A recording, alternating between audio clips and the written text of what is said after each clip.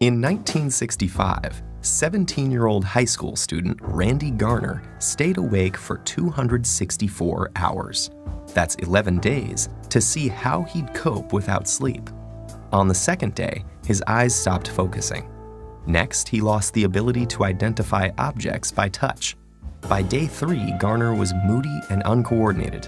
At the end of the experiment, he was struggling to concentrate, had trouble with short-term memory, became paranoid, and started hallucinating. Although Garner recovered without long-term psychological or physical damage, for others, losing shut-eye can result in hormonal imbalance, illness, and in extreme cases, death. We're only beginning to understand why we sleep to begin with, but we do know it's essential. Adults need 7 to 8 hours of sleep a night, and adolescents need about 10. We grow sleepy due to signals from our body telling our brain we are tired, and signals from the environment telling us it's dark outside.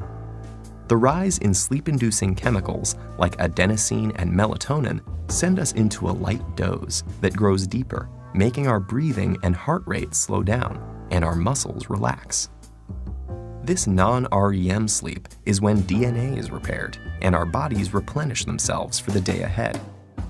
In the United States, it's estimated that 30% of adults and 66% of adolescents are regularly sleep-deprived. This isn't just a minor inconvenience. Staying awake can cause serious bodily harm. When we lose sleep, learning, memory, mood, and reaction time are affected. Sleeplessness may also cause inflammation, hallucinations, high blood pressure, and it's even been linked to diabetes and obesity.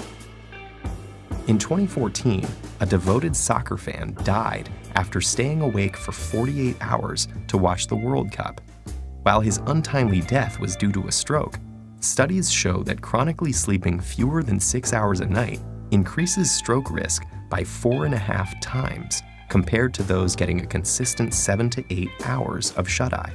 For a handful of people on the planet who carry a rare inherited genetic mutation, sleeplessness is a daily reality.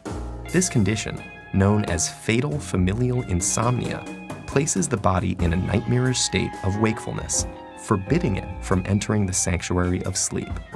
Within months or years, this progressively worsening condition leads to dementia and death. How can sleep deprivation cause such immense suffering? Scientists think the answer lies with the accumulation of waste products in the brain. During our waking hours, our cells are busy using up our day's energy sources, which get broken down into various byproducts, including adenosine. As adenosine builds up, it increases the urge to sleep, also known as sleep pressure. In fact, caffeine works by blocking adenosine's receptor pathways. Other waste products also build up in the brain, and if they're not cleared away, they collectively overload the brain and are thought to lead to the many negative symptoms of sleep deprivation. So, what's happening in our brain when we sleep to prevent this? Scientists found something called the glymphatic system, a cleanup mechanism that removes this buildup and is much more active when we're asleep. It works by using cerebrospinal fluid to flush away toxic byproducts that accumulate between cells.